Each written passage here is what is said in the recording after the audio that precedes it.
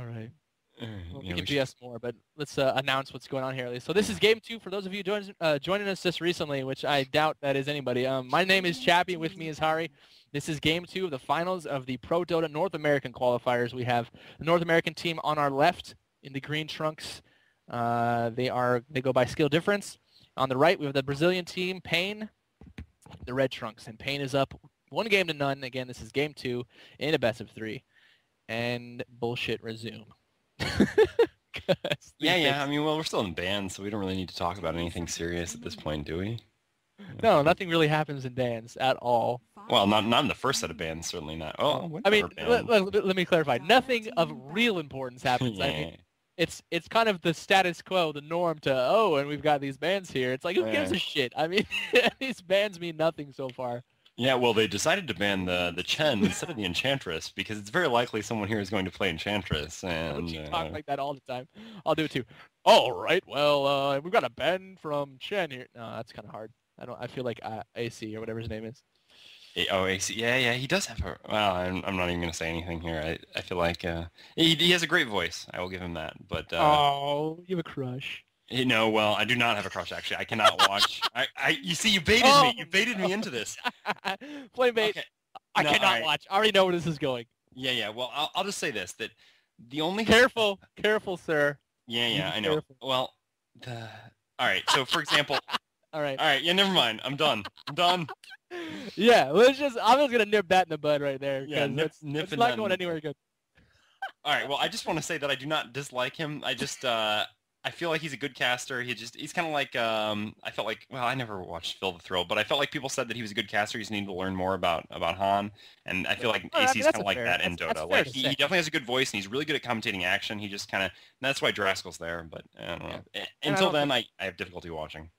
Yeah, I don't think he would disagree with anything that you're saying. I mean, it's pretty well known. He's got tons of potential for sure. But yeah.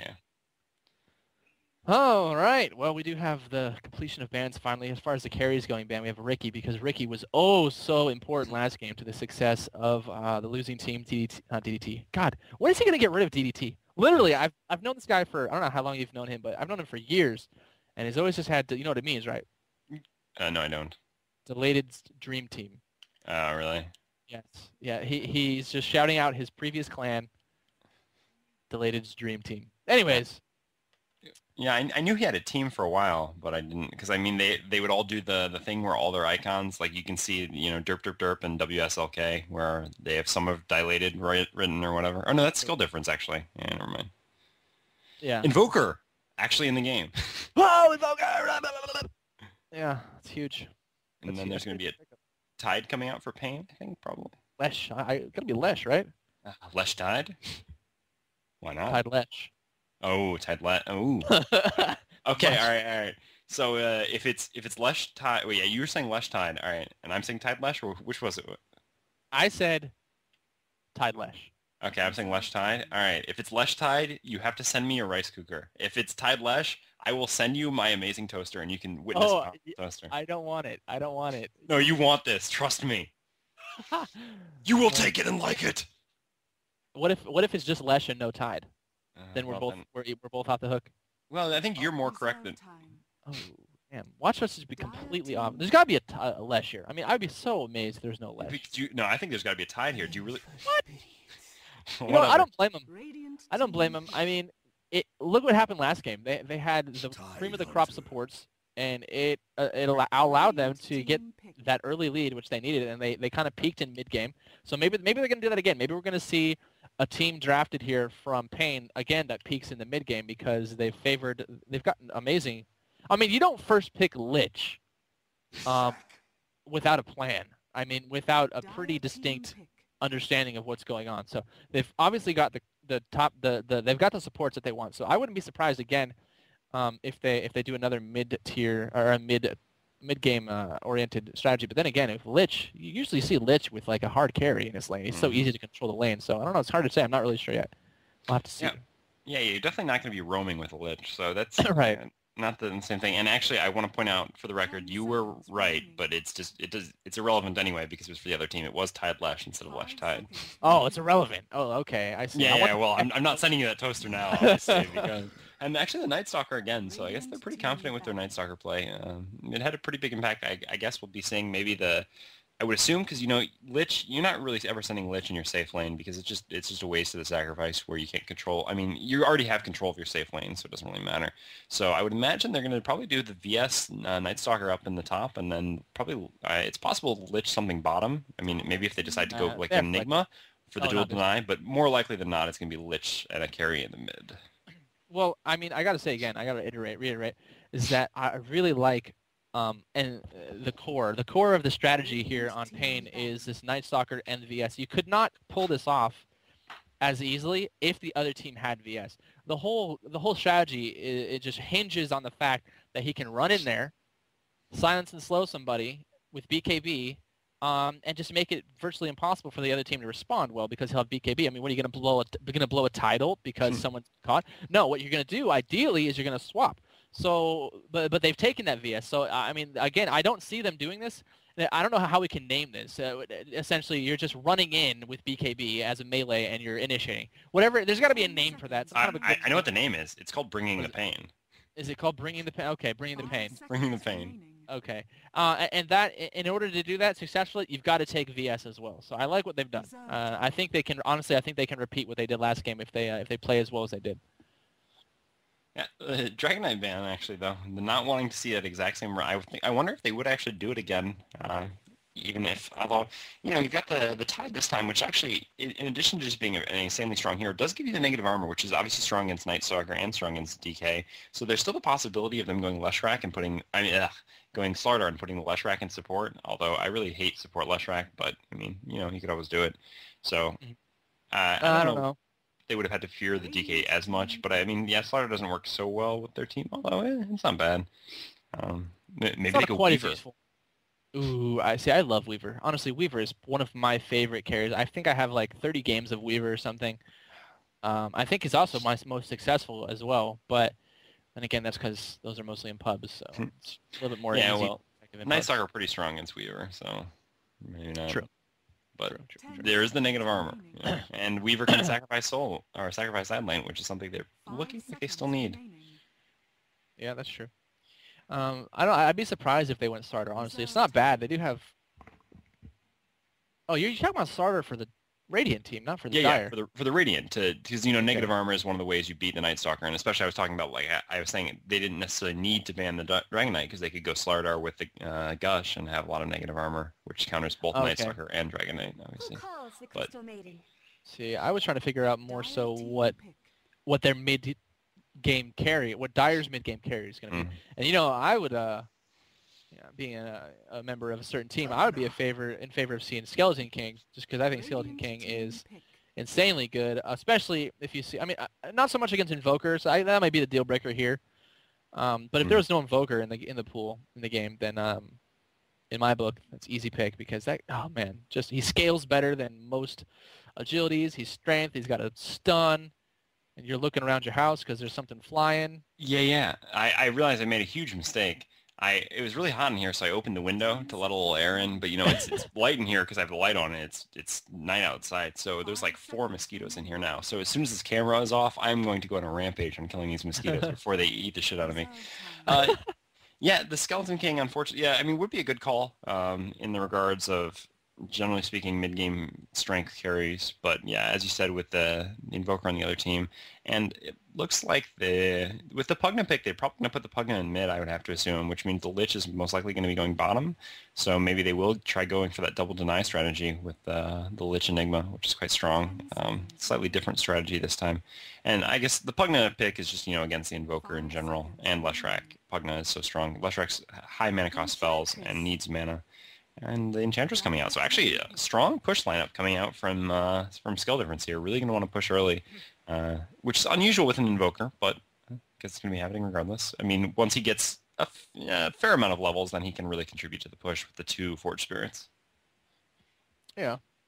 I think, it probably scales, so it's probably still effective, just not as, obviously, to late game. But yeah, so the last pick here coming out, 10 seconds on the, wow, they have really not using much bonus time whatsoever, so they're just going to make me wait. I mean, what are they going to do against all this push? It's like, I bet they're weighing if they can afford to go at that mid-game carry, or if they can just want to do some more form of counter push, or maybe get their own push, which is typically a form of counter push. We'll see. There's no Chen, there's no options for jungling, really. There's Darkseer available. They still need it, actually. They still could use a long lane, so maybe they... Yeah, but then where do you put the Lich? I mean, you have him kind of support the Pugna mid, or just keep denying bottom constantly, and because like I don't know, the Darkseer is going to push the lane anyway, so you can't really put the Lich in the lane with the Darkseer. So you can't put Lich in the tri-lane. That's just awful too. So yeah, that'd be bad. I don't know. I don't know. You could dual mid and dual top, I guess, if you wanted to. Yeah, but the dual Pugna Lich, I guess that works. I mean, but the problem is Pugna needs levels so much. I mean, Pugna is so level dependent. You got to get 4 levels. Fine. Lich top, VS mid, roaming. Okay. Okay, we're just totally... I don't know. They're obviously taking their sweet time. Hopefully they're going to pick someone. 2 seconds left. Oh! Who's the man? Who's the man? Give me a toaster. Maybe they jungle the Darkseer and put the Lich solo bottom. Oh, are we going to do bets on this now as well? Maybe they're going to do this? It's pretty unlikely, but I don't know. I still just don't like anywhere that they put the Lich. The Lich top works with the the VS roaming, and obviously they like the VS roaming, so it's likely they're going to do that. But like I said, just having Lich in your safe lane is just so... It just doesn't use the hero to his full potential, because the goal, obviously, like you said, is his ability to control the lane. But you don't need help controlling your safe lane. So putting Lich there, and that's actually usually just asking for trouble, because you could very likely have an aggressive dual lane with the Leshrac Crystal Maiden up top with the Enchantress in their jungle, and if they start denying from that lane, they're going to get pushed. But, well, I mean, it's not that bad, and look, he is going to go top. I mean, it's not that bad to have Lich top. I mean, you can still make the lane static at least, and that's always great. And in any case, you're going to be denying experience. So, did someone already use fortification? Let's see. Is there a way for me to check whether the fortification? Yeah, you just click on a building. Oh, yep. The Dire has used it. I do that so often. It's sad. Anyways, yeah, it's not like it's not going to work. We're going to have a quick wards coming out here, actually, from Lich. Yeah, and actually it's not a bad idea to have all these numbers top, because there's going to be Enchantress top now, and I don't know if they predicted that, but it's going to work out well at least, because Lich is, he's relatively strong early game with that pretty big nuke. He's pretty self-sufficient as well. We've got, see, now if I'm right, that ward, Observer ward, the left one should actually block the pole below it, and this should block both poles. I mean, both poles are going to be... I think both poles might be blocked here. I'm not entirely sure if the second pole to the right is going to be blocked, but I know I'm almost certain that the leftmost pole, which would be west, as I'm choking. But yeah, so that's going to actually be kind of tough for Enchantress. We have a big lag spike. Yeah, we've been having those all day actually. Oh, now it's back. Oh, it's me. Oh, it's everyone. Okay, cool. All right, well. 3. Good call out from Sexy there. Oh, look at it. They totally juked everyone. So there's going to be... Look at it. It's just Darkseer top. They're going to tri-lane bottom. Yep. Mm-hmm. And slash roam. Yeah. And that'll actually be effective. I guess they guessed what the Radiant lanes would be. They knew that the tri-lane would be top from the Radiant, so they sent their basically dual lane plus the roamer bottom, which is going to give them the advantage, because the Darkseer will still have some success. Actually, the Darkseer is just sitting in the jungle to start farming. He's actually going to stack this weak camp and then kill it stacked. But there's a bit of a risk here as the Enchantress and Crystal Maiden come through, so I'm not sure if this is the best strategy ever. I think he'd be better off just standing in the lane. But we'll see. I mean, he has... Oh, and actually, action going on bottom. They're just going to dive this Leshrac right away at level 1. Another blast is going to come out. Is it going to be enough? One more right click. Oh my goodness. Oh, no. He's almost going to die. Does he have a pot? No, he doesn't. He's just got... Ooh, that was very inefficient. Or, yeah, inefficient. That's the right word. Wow, and he takes no tower hit. Well, he does have a pot, so that's not a big deal. Alright, well, they're actually, they're going to happen upon Bogus here. Bogus is going to do what he can to try and farm. But, wow, they're just... I like what they're doing, at least. They're making life incredibly difficult. But, again, we haven't gone over who's even on what side and who's playing what. So, again, we're going to the Radiant on the, in the green trunks. Skill difference. What's going on up top? What the hell is happening? All right, they're going to have a bit of a dive, actually. Looks like Bogus in danger of going down as I have the hiccups. Free's going to come out. No, he only has Q. He doesn't have W. Salve, is it going to be enough? No. Should be fine. Yeah, should be. Yeah, that's as Crystal Maiden against Darkseer, you always get level 1 Frostbite. Freeze just isn't going to do anything. He has max movement speed anyway. What's it matter if you freeze him? Silly, silly deer. Anyways, again, the Radiant, a North American team, skill difference versus the Dire Brazilian team, Team Pain. Down bottom, what's going on? We got a Pata actually going to go down here. First blood, unfortunately, getting caught out by himself. Not the wisest decision. Sexy there on Leshrac is easily going to just absolutely crush a 1v1, especially in the jungle. But yeah, as far as the players go, Delated Mind. He is going to be on our Tide Hunter. Chopper the Deer on Crystal Maiden. Derp, derp, derp on Invoker.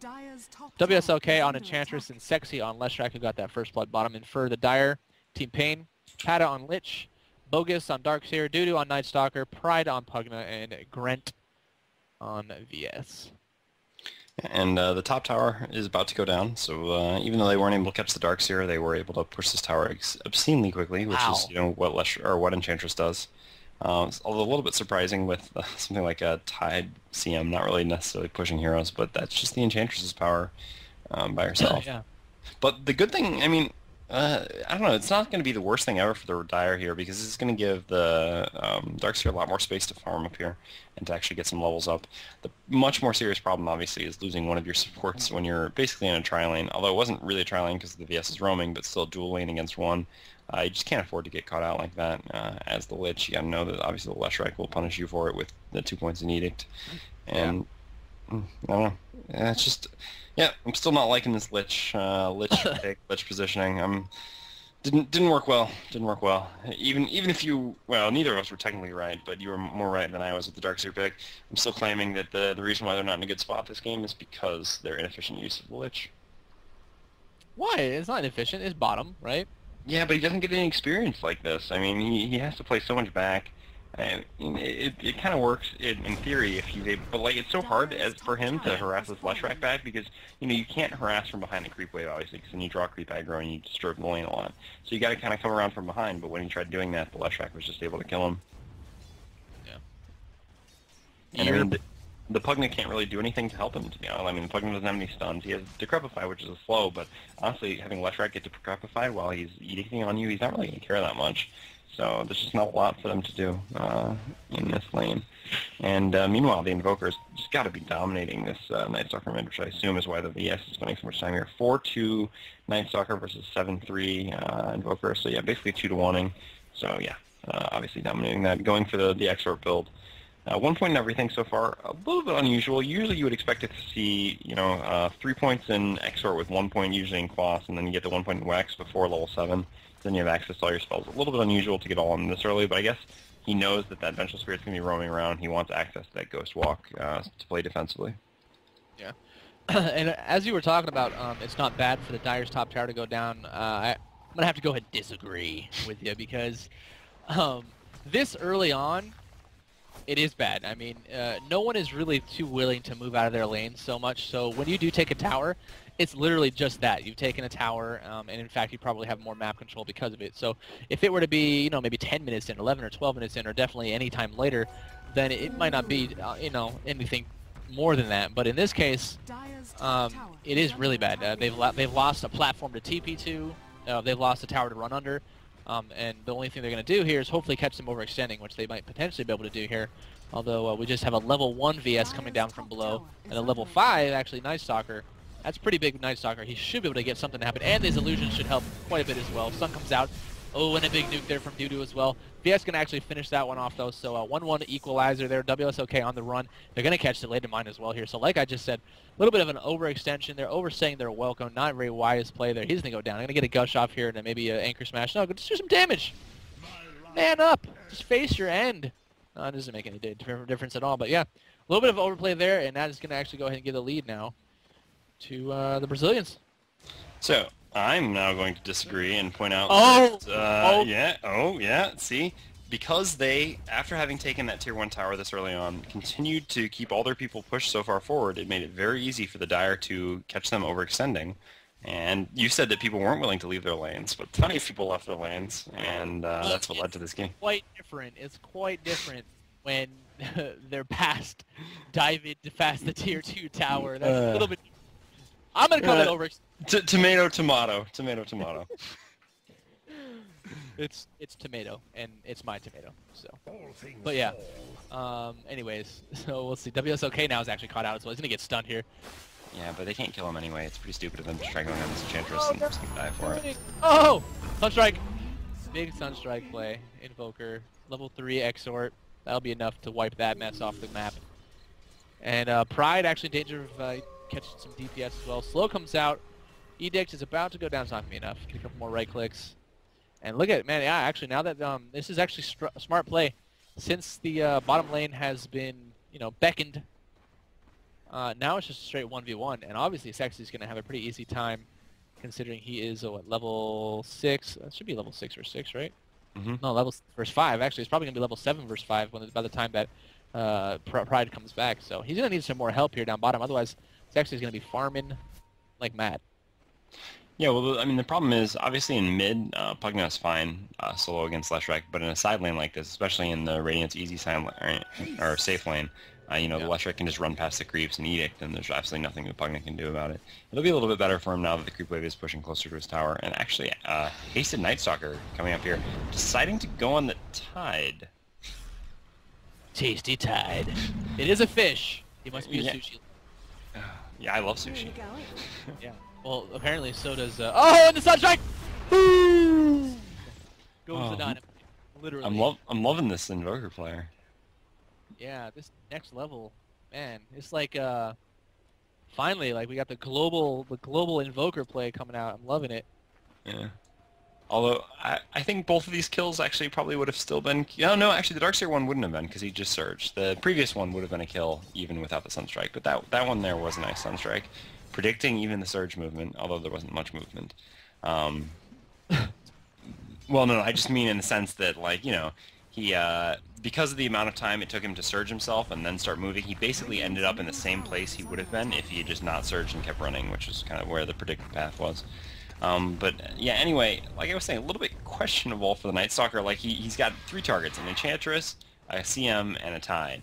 And this almost sounds like the beginning of a joke, but, well, I guess the joke is really on the Nightstalker, because of those 3 targets, 2 of which are squishy, although one not so squishy at this point with just a 2-person gank, because the Enchantress, she's going to catch the attendants, and then it's going to be a little bit risky to go on her.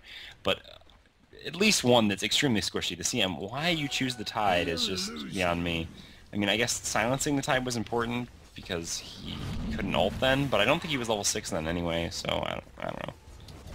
Like I said, man, he's got a hankering for sushi, or maybe he really needed some laundry detergent.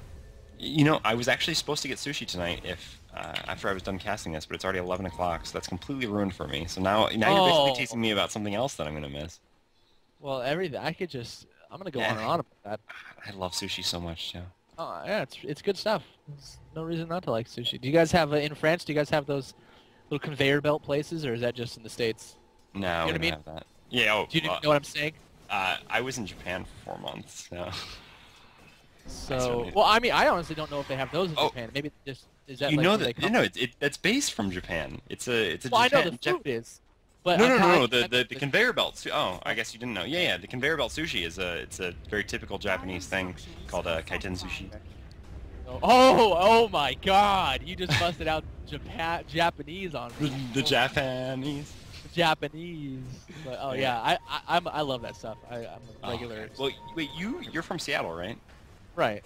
Yeah, so you've got amazing seafood there as well. Oh yeah, absolutely. And we've got good coffee, of course. Oh yeah, there's Cap. that. Yeah, I was there. Oh. WSOK does not enjoy life. Come on, Sprite. That is a fact. Because he just coming in with the ult though, and the Vengeful Spirit's just gonna be sacrificed here. His team should probably. No stun. Otherwise, he might be okay. But yeah, it's gonna go down here. Gonna go ahead and anchor smash that one. But we do have unfortunately Chopper the Deer actually caught in the flank. Now he's gonna get caught. Nice combination of spells are from Invoker. Oh, but wow, look at Pugna's ward doing tons of work. Not enough though. Leshrac gonna come in there and absolutely murder. Level 8 Leshrac, full Edict, full stun. full damage, and complete domination. Yeah, well, turns out that Ravage plus Meteor plus Deafening Blast is pretty strong. And, yeah, like I was saying, they were supposed to just sacrifice the Vengeful Spirit there, knowing that you can't cross the tide. I mean, you can't move your team across the tide because that's basically just giving him the positioning he wants. But they did it anyway. The guy got baited by the Tasty Crystal Maiden, and, yeah, that's what happens when you engage with the title this early on in the game. You just have to basically avoid that as much as possible. That was some next level tactical feed there by CM. Yeah. Strong tactical feed. Oh, I'm guilty of being an excellent tactical feeder as well, actually. Just tactical though, not actual feeding. But yeah. So let's see, is he invis? He is invis, but he did walk through a ward actually, so I think they might have spotted him. Yep. Yeah, the sentry definitely gave vision of where he walked since they have the observer ward there as well. 7-4. So the gold graph looks like it's 5K advantage in Radiant. Not a whole lot. Yeah, I don't know. I think the shoe's kind of on the other foot here. I feel like the Radiant definitely have a strong advantage at this point. I mean, the Tide ult is down, so there's a possibility for the Dire to do something here with 30 seconds remaining of night or so. But if they don't, I don't know. It's looking not so good. The Tide ult will be back up, and then the night will be over, and the Night Stalker advantage is kind of passed. And, yeah. They will, I guess, trade towers here. No, actually, the fortifications, along with the TVs, are going to come, so they're not even going to get this tower. Wow, that sucks. Wow, look at that. I mean, just skill difference not giving up anything. Like, oh no, we want this tower and we're not going to trade. How does that make you feel? So they go ahead and TP and use that glyph. Is that deniable? 150. That is deniable, isn't it? No, it has to be 130 or under. Yeah. Right. Why do I keep... Actually, if there is anyone on the chat right now, I occasionally check it, so I have an interesting trivia question which I do not know the answer to. Or maybe you'll be able to answer it for me and I won't need this. But if it is exactly 130, is it deniable? I don't know. Okay, well, if someone wants to point this out on the IRC chat, let us know, because that's something I'd be very interested to know, if a tower is deniable at exactly 10%. Or is it 9.99%? Yeah, well, that's what the question is. I mean, is it 10% it is deniable, or under 10% it's deniable?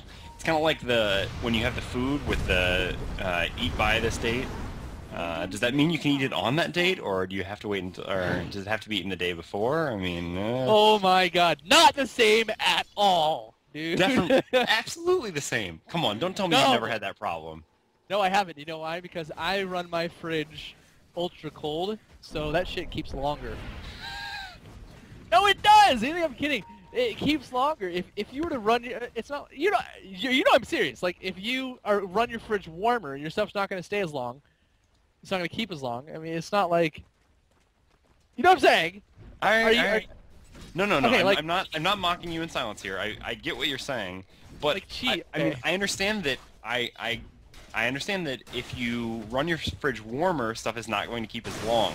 But I'm not sure if you then turn your fridge colder, it's going to magically keep longer than the date. I mean, do we really think that? I absolutely think that. I mean, that holds true for pretty much all dairy. I mean, for milk, a little bit at least. But you take, like, cheese, for example. You can freeze cheese.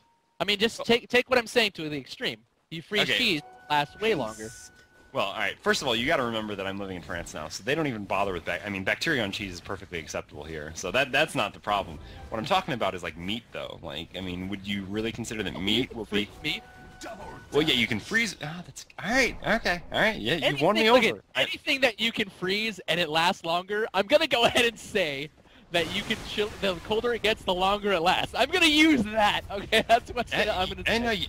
I'm a convert. You've convinced me. Okay.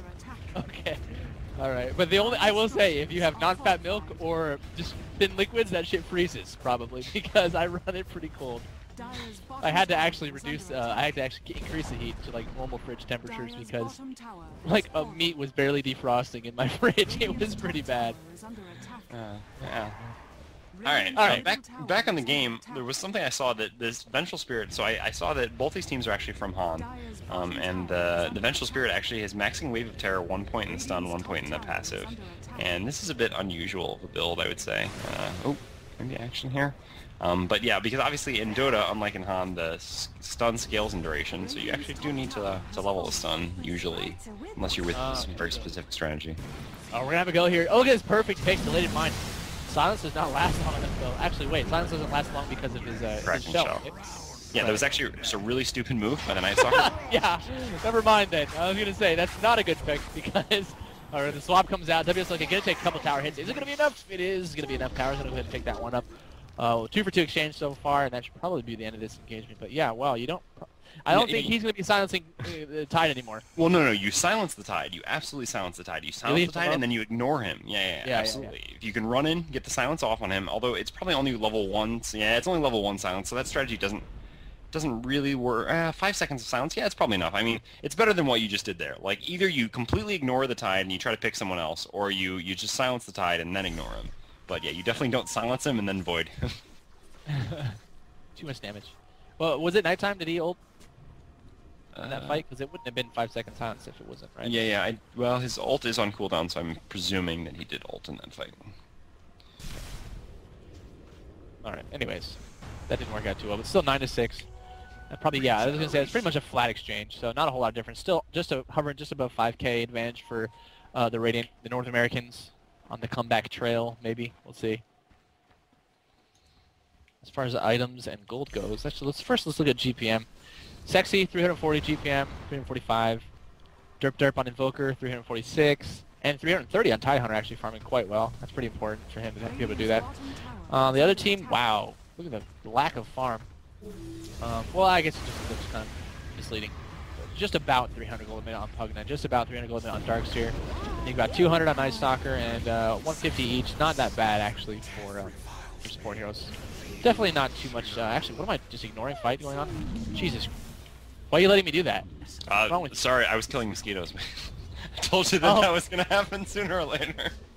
I always rely on you to, when I'm just like tunnel visioned in on these stupid charts, I was relying on you to like, they're patented, actually there's action going on. And then I'm like, oh, okay, yeah. I should probably look up now, but no, you're busy reducing the population. Exterminating. Yeah, that was my fault. I'll take blame when it's warranted. Should have been paying maybe a little bit more attention there. It's so No. I was thinking though, it's not night. There's no way they're gonna go try to force a fight, but they did, and they managed to get 2 kills. So there's that. I'm sure Holy is really not very happy with our general demeanor at this point, but hey, we're not doing that. It's not like it was with me and Cap. I don't know if you were around for that one or if you saw that one. Did you see that one? I do not believe it. The one you posted on GR, with the joking about. Yeah, I watched a little bit of it. Yeah, we're nowhere even approaching that. I mean, that was. Yeah, that was some. But yeah. Well, we're gonna have an answer here from the North Americans. They did just lose 2 kills. They're pretty pissed. Not quite nighttime, so they're gonna try and get what they can, squeeze what they can out of this day before nighttime comes on. Got the title back up, so. And actually, that tower is really low. Do we have level? Yeah, 2 Forge Spirits up now, so actually that does help the push quite a bit. Nice positioning here. We got Delayed Mine obviously in front. Tower does go down. Vacuum comes out. Ult should be followed there shortly. Actually, ult's not up for another 1 second. Ult from Lich actually does a good work. Chopper of the Deer is going to go down. Tidal, I'm stumbling over. Tidal comes down eventually, but it came out a little bit too late. His team was unable to really capitalize on the Tidal whatsoever. Now WSLK is going to try and TP out, not be enough. Too much DPS. And a bit of a failed push. So they did get the tower, but they did not get the racks, and they definitely lost that team fight. Yeah, but I mean, they only lost 1 more hero than the Dire did, and they got the tower. So I don't know. I would say that's still basically a wash. I mean, the gold graph will actually climb back in their favor, and that'll make it easier next time they want to push in. They can just walk right up rather than having to worry about that. Especially with those Forge Spirits now, it'll be so easy to walk up. God, those things just do so much damage. It's insane. Yeah, it's misleading. Yeah, and the negative armor. But yeah, so what? Mech is up on the Pugna. Pugna's probably had that one for a little while. I haven't actually paid very much attention to these items at all. I should probably do that. We do have a hood up on the Darkseer, so that should be a pipe pretty soon. Where is he at, actually? Let's check his gold. He does have the pipe recipe, just has to get the, whatever, the headdress, is it, I think? Yeah. And, yeah, the Tide actually has the makings of a Vanguard. I mean, I gotta assume he just wants the Vitality Booster for health, and he's gonna turn the Ring of Health into a pipe, although I thought his team had maybe a better candidate. No, he will be making the pipe, I guess. Because there's no way he's making a Vanguard. I mean, first of all, he has the money to finish it right now, and obviously, yeah, Vanguard, a terrible item on Tide, so yeah, he does actually have the hood. It was flying 2 on the courier, so just wanted the vitality booster, some extra health. It's perfectly reasonable. I guess he'll maybe turn that into a bloodstone or a heart later on. Much later if he ever gets the opportunity to use it. And yeah, just will make the pipe soon enough. I assume once they finish up that pipe and the mech is almost done on the wind or the enchantress, with those 2 items combined, they'll probably try to push in the bottom racks then with those 2 finished. Whoa, trippy. Oh man. So you know what the complexity logo looks like, right? More or less. Yeah. Look at VS. Click on VS. Look at his skills. Look at his skills.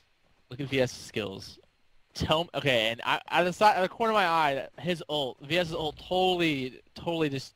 I thought it was complexities low. I thought like, anyways, that's just. I see what you're saying, and with the colors, but. Yeah, right. Maybe if they're offset a little bit. But. Yeah.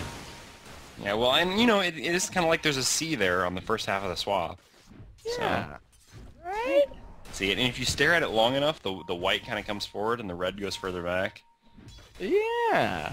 So I like how it's totally just well on our way actually towards a repeat of the Chappie and the Capcast with me just totally talking about absolute nonsense. All right.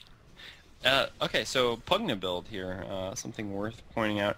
He's actually gone 1 point in stats instead of picking up his ult. So like I mean in the game earlier today, I talked about what was actually the correct Pugna build, which is usually going, you know, max another blast, 1 point decrepify, max another ward. You usually don't pick up your ult until level 10 and 11 when you get 2 points in and back to back, because it's a little bit too difficult to use early on with stuns and everything flying around. Until you have BKB or Aghanims, it's not that effective, and obviously leveling the ward is just more important. But generally speaking, you would see someone pick it up at 10 and 11. I don't necessarily see why you would think stats is necessarily better than it. Like I was saying, he really needs experience. It's action. We're gonna have to go here. Vacuum, nice ult there from Darks here actually. We'll see if Invoker can get any more spells off. Otherwise, hey, look at Lady Mind. He's silenced. He's trying to get the positioning around. Just wandering around. Now he's beating on the tower, doing what he can. The tower does go down. Lichel comes out. Knight's gonna bounce between 2 enemies. Beautifully done. This is working out beautifully. And again, the ult comes out way too late to be actually utilized. Now they're just gonna be forced to retreat. Just Lesh down right now. Nobody else has gone down so far. WSOK will follow Lesh into the graveyard now. Delayed Mind is going to run away again. They actually, it looks like they've adopted their play. They actually do just silence Tidehunter as Chris Maiden goes down and they just silence Tidehunter and they leave him alone.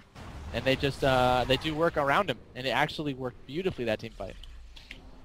Yeah, that was definitely well played. And well, even after the silence, then the silence just bought them enough time to spread out enough that even if Tide had popped his ult, it just wouldn't have done anything. But yeah, so back to that question I was talking about before. Like, what do you think about that? The stats instead of ult on Pugna. I mean, you figure maybe because of the Tide ult, he's just afraid, or what? Yeah, I figure the only reason you ever do that is if you convince yourself that you're not ever in the position to channel. Really, I mean, if you're never going to be able to channel, then why have an ability that channels?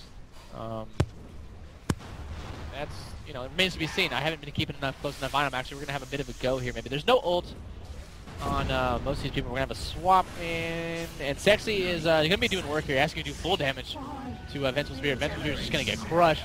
Now Pride, and let's see who actually can pick off this Roshan kill.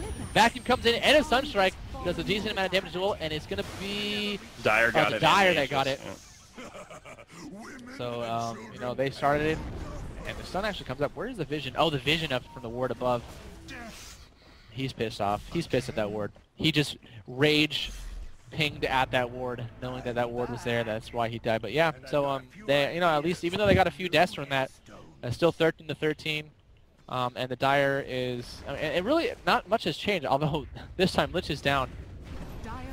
And they're going to lose a Rax here potentially. Lich is going to have ult up when he comes back, but it's going to be a 4v5 in the meantime. So this could be pretty huge. Vacuum comes out with a nice ult again.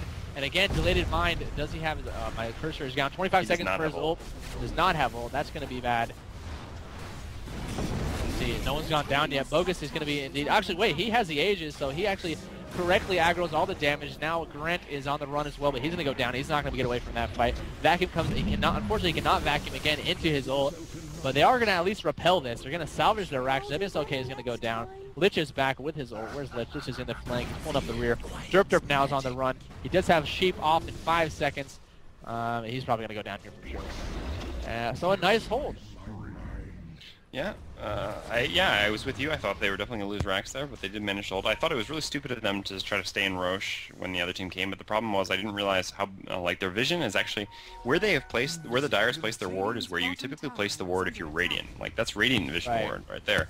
The Dire should have their ward on the other side, so they would have seen the heroes coming a little bit sooner, and they could have actually reacted and got out of Roche. But because of how late they saw, because of where their ward is placed, they were really in a position where they couldn't back out in time, so they kind of had to commit, and it was not a very... I mean, well, they did end up getting the Roche kill, although by pure luck alone, because there were actually 4 heroes in there for the Radiant and 2 for the Dire, so yeah, they shouldn't have gotten that, and that should have been a lot worse for them than it actually was. With especially fighting that... I mean, when you fight there like that, with no tower up at your bottom racks, I mean, if you lose the fight there, you're losing racks, which is just a huge risk to take. But, I don't know, did work out for them decently, I guess. The Darks are basically MVPing for this team at this point. Those vacuums into ults have been really the primary source of damage for their team. Although, actually, the fact that these fights have extended so long, which both the last 2 fights have, has been really in favor of the Pugna as well, because that Nether Ward has been doing a ton of damage. Yeah. I completely agree.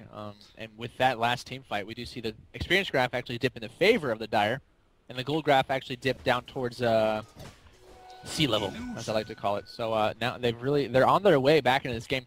They actually have the kill advantage, the slight kill advantage, 16-14. So Pain is clawing their way back into this game. You know, and it's going to be tough because with that Night Stalker, man, I wonder if they're going to like bring Night Stalker back. I mean, because there's no reason that Night Stalker went away, really. I guess just because push. Yeah, and Night Stalker doesn't do anything against push. But he's so good. He's just so good. He's got that silence, and obviously it's worked out beautifully for this. And look, we do have 2 congregations. We've got the Dire side smoked up. The, I want to say Sentinel. Radiant as well. The Radiant is... No, they're just grouped. They're grouped. Are they actually going to? They have a smoke on the CM, so I assume. Right. I mean, when I saw because although maybe they saw the. Oh yeah, I think they actually might have, because that ward they have. I think they actually saw the smoke, so I think they're actually just waiting for the Dire to come here. You're talking about the ward in base. I see. Yeah. So that actually saw them smoke up, and so they were planning, and they figured they would run up the hill right here, and they were just waiting in a great position to just destroy them when they came up. So they didn't actually need to use the smoke that is actually on CM. All right. Well, that would have been a smart play, and that would have been huge, absolutely huge. If that observer ward was the reason for a victorious team fight. Again, there's no glyph this time, so they should be able to crack this. I like how they keep throwing themselves at this bottom lane, just unwilling to do the standard. Well, we'll kill all the outer towers and then we'll break the base. There's really no reason to at this point when the tower's already down. So all the ults are up in the game. Nobody is missing their ult unless you're Pugna or CM. Don't have your ult. But here we go. Let's watch this tide again. See if he can actually get a decent ult off. He's not been able to for his last several fights. Swap comes out, and he is silenced yet again. We'll see if too much damage goes down before he's able to get that ult off. He's actually doing what damage he can. He's actually forced to run away again. Yet no ult again has come out from Delayed Mind, at least not one that matters.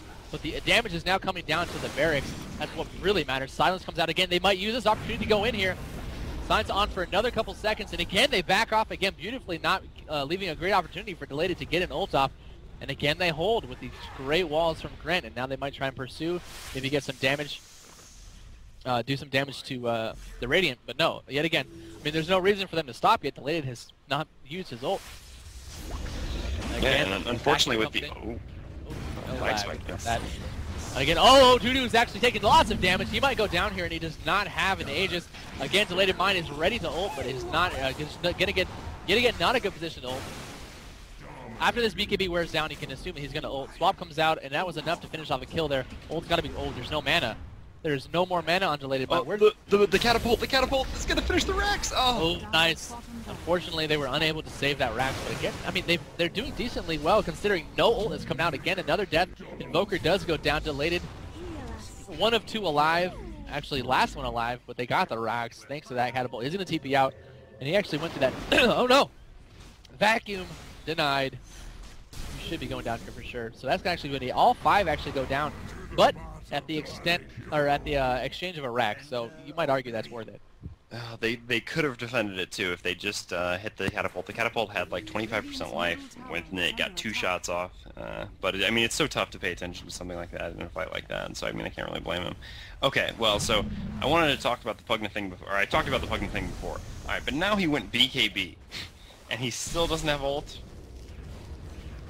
Okay, I agree. That doesn't make sense. Yeah, That's kind of weird. Because why do you get BKB on Pugna? To right-click? No, of course not. The only reason you get BKB on Pugna is so that you can channel your ult. Like, It's kind of weird. yeah, definitely weird. Well, whatever. I mean, they're playing Brazilian Dota. They're like 2 years ahead of the rest of the world. So It would seem so. it's 15 like to 21. Oh. Yeah. I was after you. Oh, all right. Well, I was just gonna talk about the graphs. So the gold almost now at the sea level, and the experience. Look at that experience now quickly becoming pretty one-sided actually. With all these team fights that they win, after a while it seems like they're gonna catch up. I mean, it seems like they're gonna have the advantage here after a while with all this experience, but they just simply can't afford to lose another lane. I mean, if you lose a second lane, then it doesn't matter if you have that big experience advantage because you're 2 lanes down, and it's pretty impossible to come back from that. But anyways, cut you off twice. Go ahead. Nothing. I was just gonna make a useless comment about, or I was just gonna joke further about the Brazilian metagame being ahead of the whatever metagame by saying something like, yeah, you know, like the hierarchy of being further ahead and understanding the metagame. It's like Russians at the top, then the Chinese, then Europeans and North Americans, but like all above them is the Brazilians. The Brazilians are ahead of the Russians in understanding what to do in Dota 2. Is this proven fact? It is definitely proven. Well, it's being proven right now, actually. Fair enough. It appears to be the case. So. Yeah, well, we'll see actually if they can manage to pull this one out. Yeah. I'll tell you what, well, I wouldn't mind to see a Brazilian team win something big. I hear they've won. I mean, this, like you said, is like the best Brazilian team. So I mean, they've certainly won some things, and it's always nice to see a country which hasn't traditionally had a lot of success in the esports arena kind of you know, have success, because it's just great to see esports promoted in other places that they aren't normally. So Yeah. Are we talking about Brazil or America here? Brazil. Yeah, that's a very good point, though. It's a good point, though, right? Yeah, it is. I mean, both these countries are not by any means, you know, the premier esport team. At least not for traditionally for Dota games, but maybe for Counter-Strike, we could argue. Yeah. But Counter-Strike. Yeah, with complexity. Well, and actually, you know, North America has Hydra, right? Oh, our pride and joy. Oh man, we are so proud of Hydra. Oh yeah. He is something, huh? Yeah, well, but complexity is going to change that, right? I mean, the premier. Oh, we've got tons of Koreans now. Yeah, unfortunately, they're Koreans. But well, no, sorry, I meant complexity in Dota is going to change that, right? With, right. Top tier Dota 2. But no, there's several good you know, North American contenders. And I would say honestly at this point that complexity isn't even the top North American contender at this given point in time. Who would you say? I would say it was. Its go-to rendition 1. Yeah, maybe, but then I mean it's already broken up, so it's been Sayuri'd.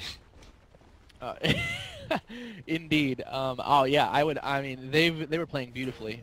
But even without them, there's still I would say there's still no clear, you know, North American leader at this point. I certainly wouldn't say it would be complexity in any case, but they've got some work ahead of them for sure. And by they, I mean we.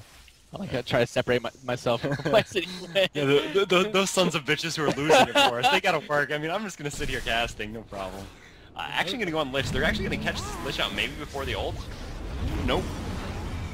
Yeah, the Silence. Wow, not missing a beat ever. Silence does come out, only lands on 2 people. Actually, 2 people were BKB'd, and this is going to be what looks to be, no, actually Sexy.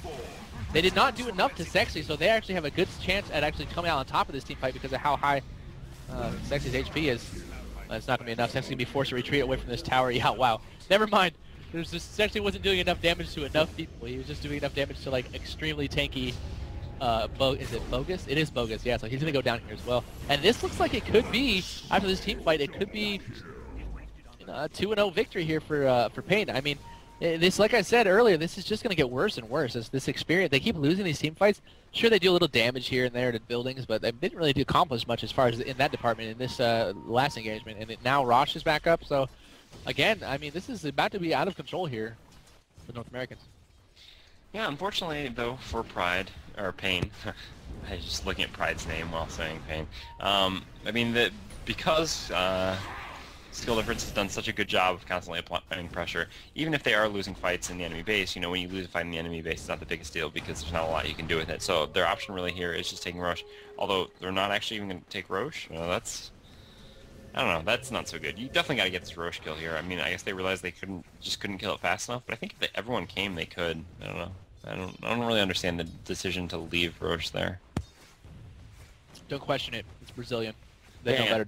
Yeah, that's a good point. Well, and I guess, I mean, really they're baiting it. They're baiting it. That's what they're doing. I thought about that, but I think that's less likely. I think more likely is the fact that, I mean, look at their ward again. They have the ward on the wrong side of the river again.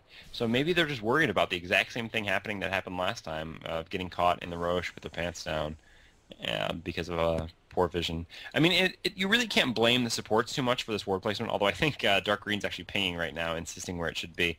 But because, you know, they've been pushed back so long that it's almost impossible for them to get wards up in the places they want without, you know, really exposing themselves. So instead, they're going to smoke gank. Yeah, no, that's the second time that Pink has drawn that line. Pink has, who is that, Pata, really has been obviously pushing for this flank maneuver.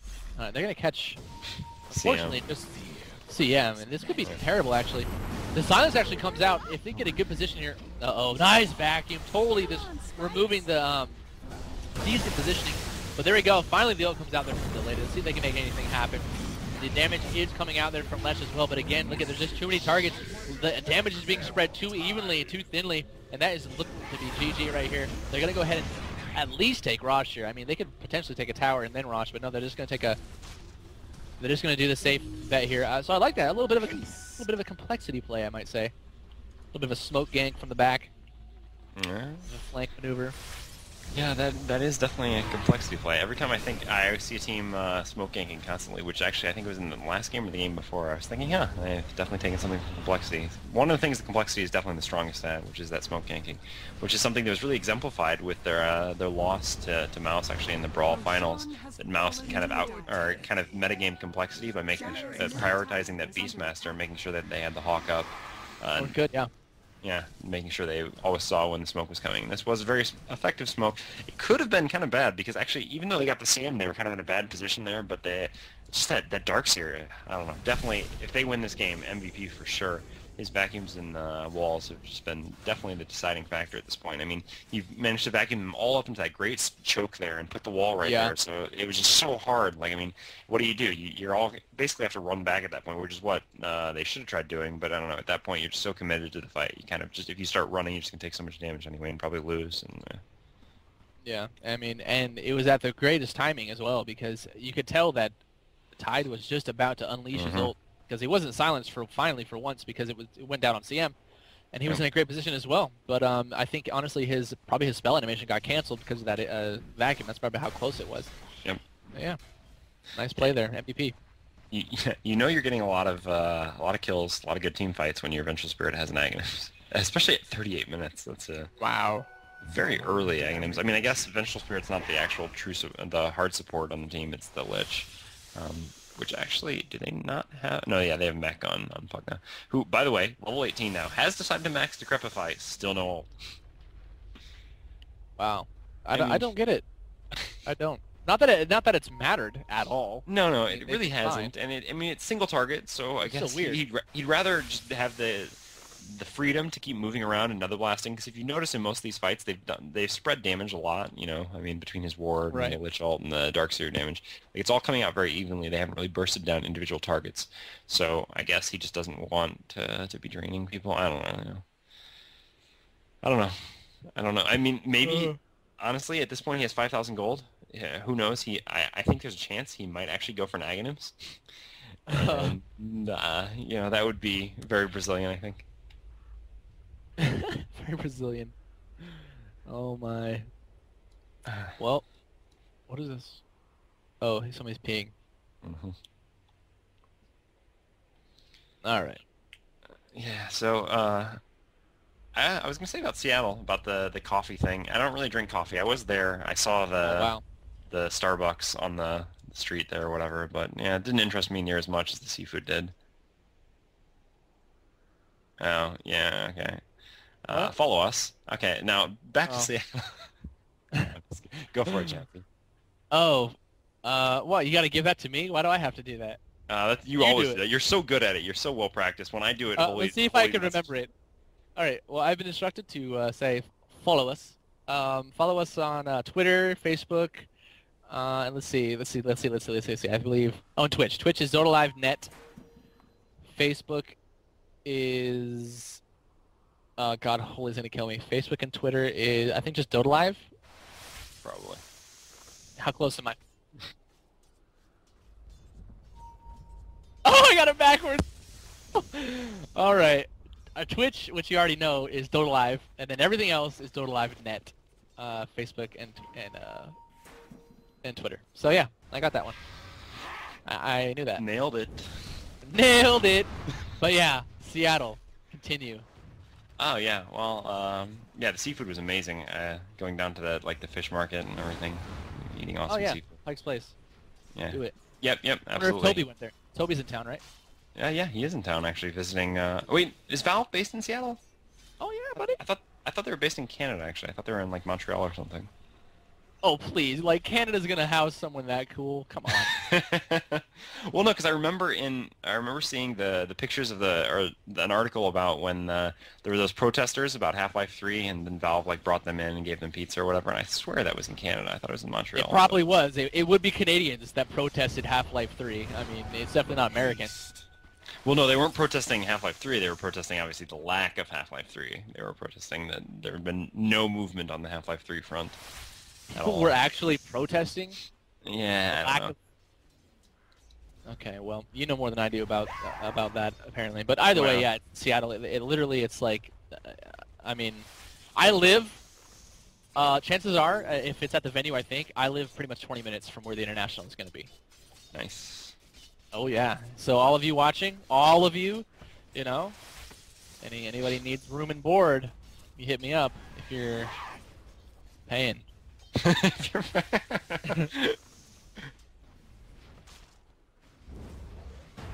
Yeah. I hope you know that you're interrupting our cast, Holy. Yeah. You're not allowed to do that.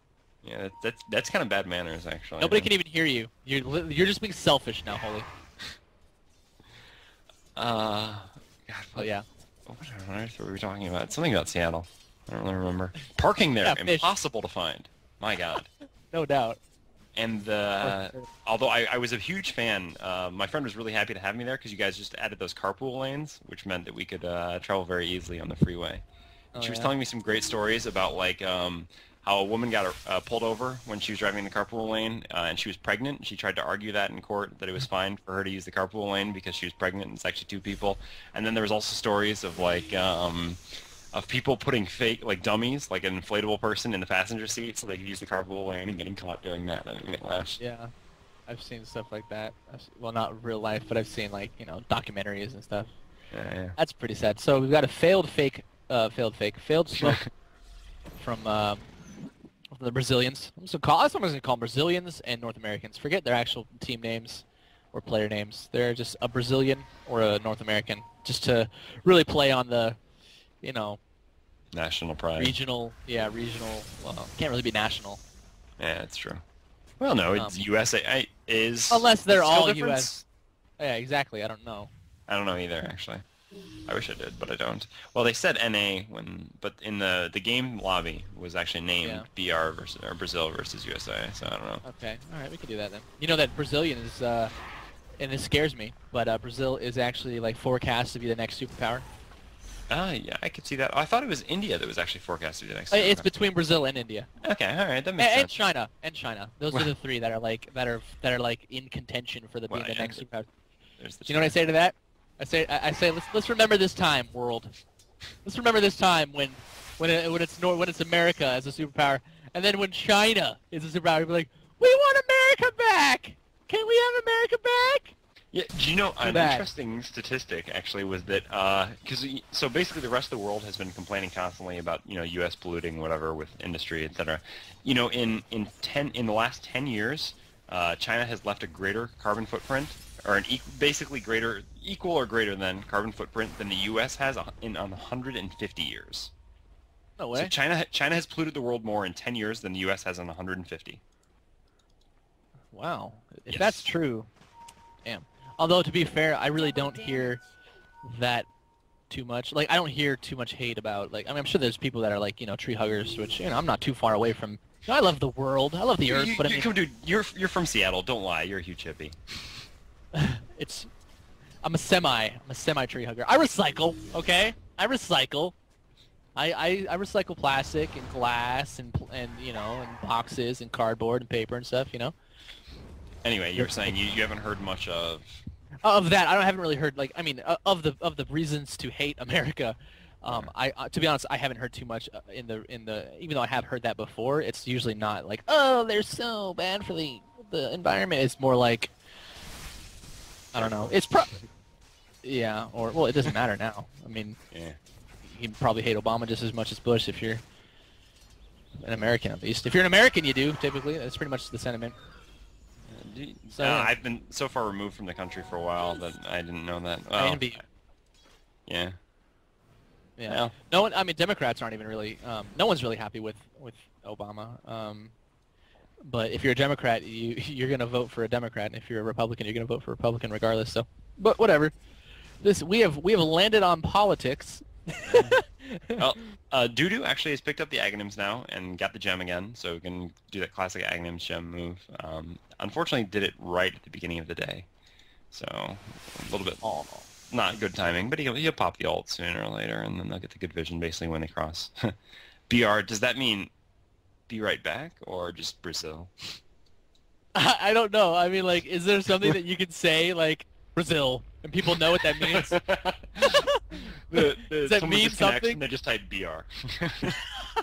It very well may be true. That might be it, like Brazilian internet, Yeah, exactly. Yeah, see, there you go.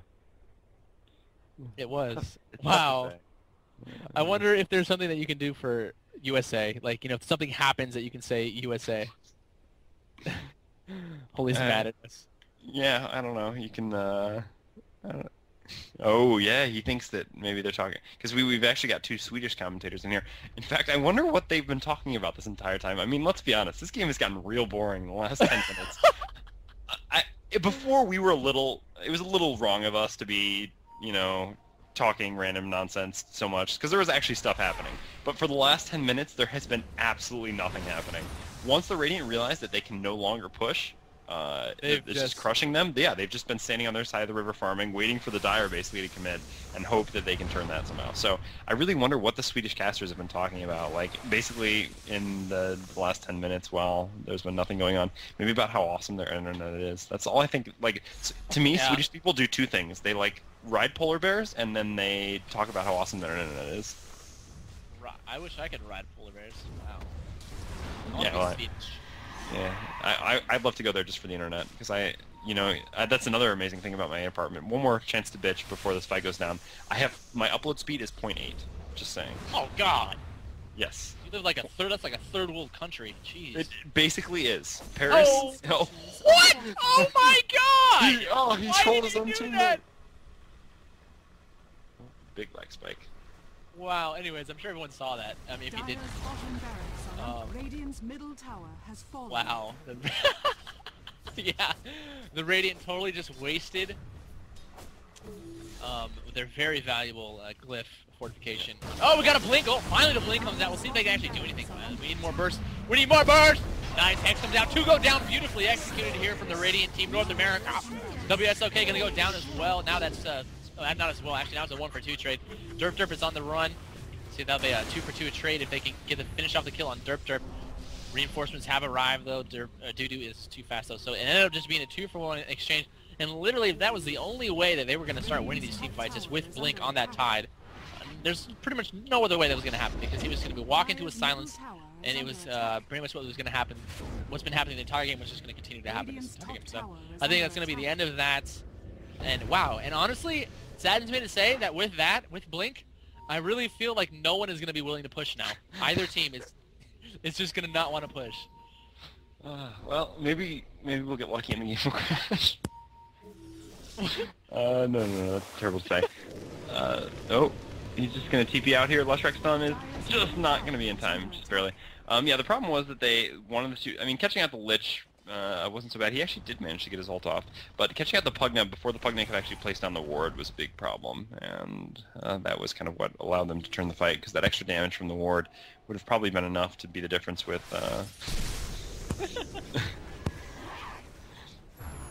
But yeah, you know, actually Brazil is one of the countries I would most like to visit in the world, actually.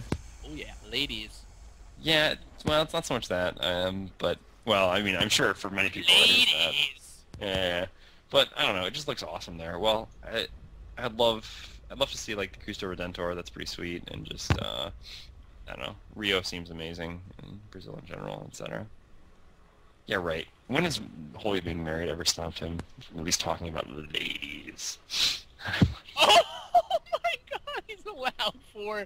Wait, Holy, is that a serious statement? Oh my God! Hey, what religion are you? 'Cause sign me up. I'm in. Okay, I don't know about that. I'm just kidding. No, that's pretty. So awesome. if he'd said Mormon, you would have been fine with that one. No, now that you say it, there's pretty much no religion I'd be okay with, to be honest. Yeah, we've gone from politics to religion. That seems like a good transition. Oh my God, we're covering everything. Yeah, we're definitely getting. Next up, abortion. Put that on the queue. Well, if I could abort this server, I would. Oh, doubt. Or what about the game? Are we allowed to say that? That's almost what I said, but then I audibled into server. Nice audible. On the fly. Yeah, you know, it was indiscreet, or it was, yeah. No, it was discreet. Yeah, it was discreet. I wasn't indiscreet. Yeah, it was completely discreet. No one noticed. And then I just, like, totally not giving a said it.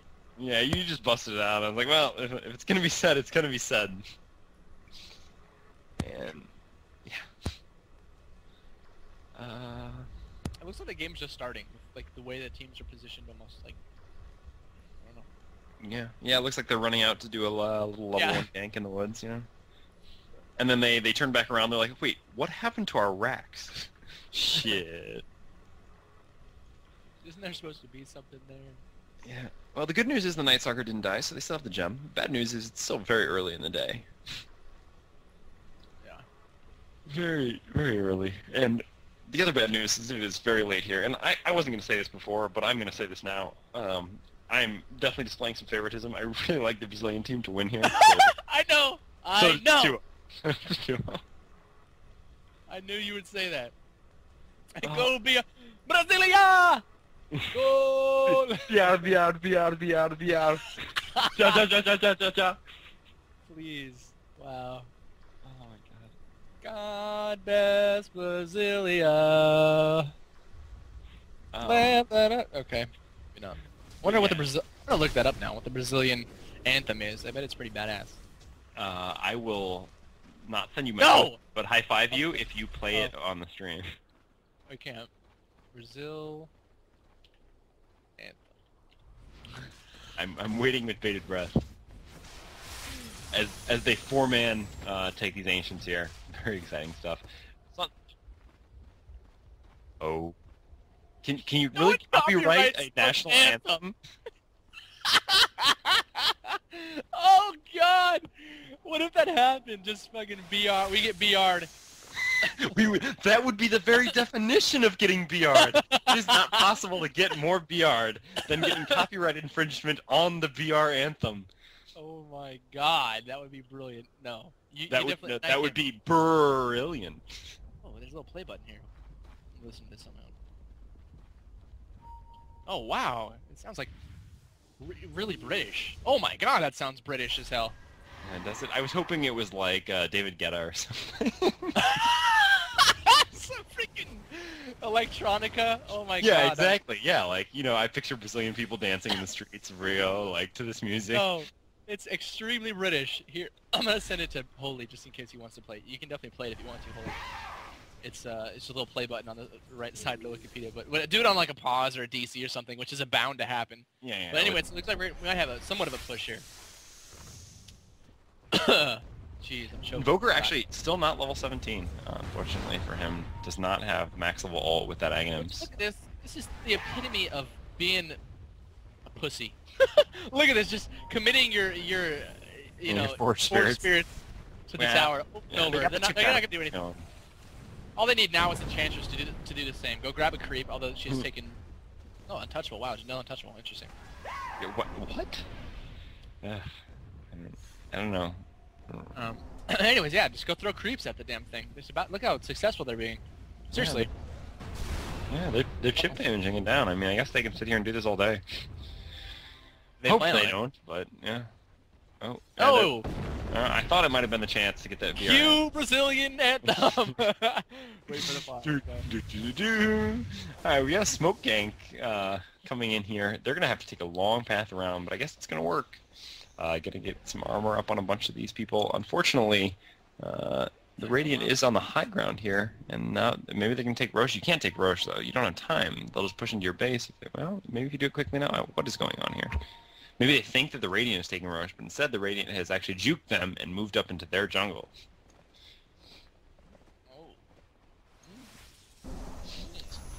Oh, and the Sunstrike is going to immediately scout that out, and they're in a really bad spot now. Tidal. Oh, big oop, nicely done. It's actually going to come in and land a stun on only one person, unfortunately. Not the most effective follow-up there. We'll see if that's going to be enough. Lichel is out and bouncing around. Not doing a whole lot in itself either. Dude is actually going to finish off the kill on CM. Meanwhile, elsewhere towards the right side, Sexy's now in danger of going down as well. He is pretty much 4v1 and swapped, and no more mana. Team needs help. Need help, team. Team does indeed arrive, and now let's see who they can get a kill.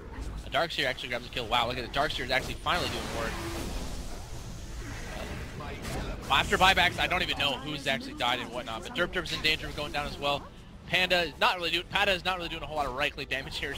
Not really having any effect anymore. No more mana, can't do anything. WSLK added a letter. Is actually just barely getting away as well, and this turned out to be almost a stalemate. After buybacks are all tallied, it essentially was a stalemate. And that would have been a little bit more effective, honestly, a lot more effective, if Lesh was a little bit faster after that blink, because the Lesh does have a blink as well, but the stun only ended up hitting one person because of how delayed it was. One person moved away, and the other person... Yeah. Oh.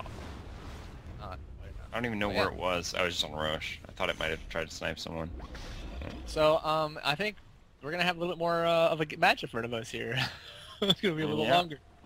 Yeah, the Pugna actually could have killed the Fleeing Tide. He could have Decrepified him and Nether Blasted, but instead he just Nether Blasted and didn't hit anything. And then, actually the Leshrac was running away, and they still kind of had numbers, so he could have Decrepified the Leshrac as well, but decided not to as well. So, I don't know, just opting. Idea, Holy.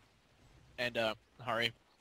I think for whatever country wins, at the score screen, we should play their anthem. That's a good plan. I like that. Plus, for everyone who's been building up like a lot of expectation to hear this Brazilian anthem, wondering what it could be like, that's going to make them root for Brazil too, which I mean... Oh,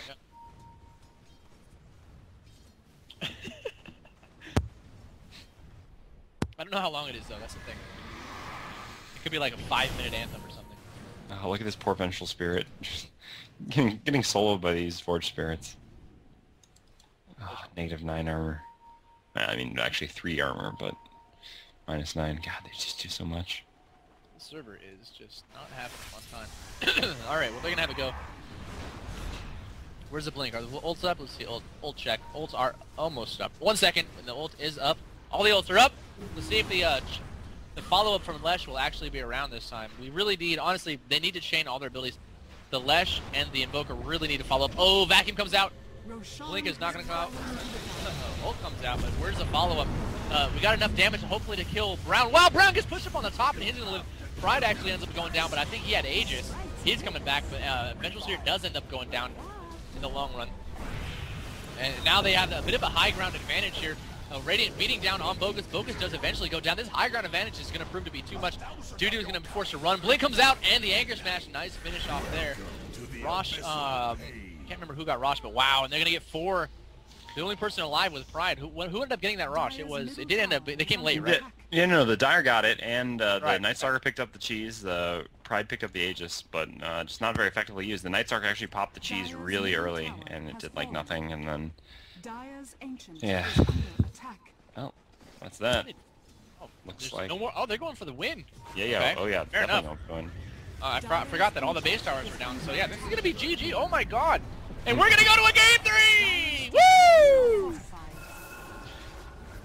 Ooh la la. Ancient is under attack. Wait, No. no, the national anthem comes out after game 3, right? Whoever Yeah, wins the match. Victory. Game 3. Yeah. All right. Well, that was the equalizer there. The Americans come back with the equalizer 1-1 in this best of 3. Good game, game 3. In what was one of the most exciting games I have ever been a part of. Yeah. Holy, for the record, yeah, you're turning the webcam off for the finals because I. Or I'm That's what just. you think. Yeah, That's what you think. Oh I no! just gonna unplug it. Bam! Video off. Oh no, I was having fun looking at you, dude. That was you're like the only entertainment for me.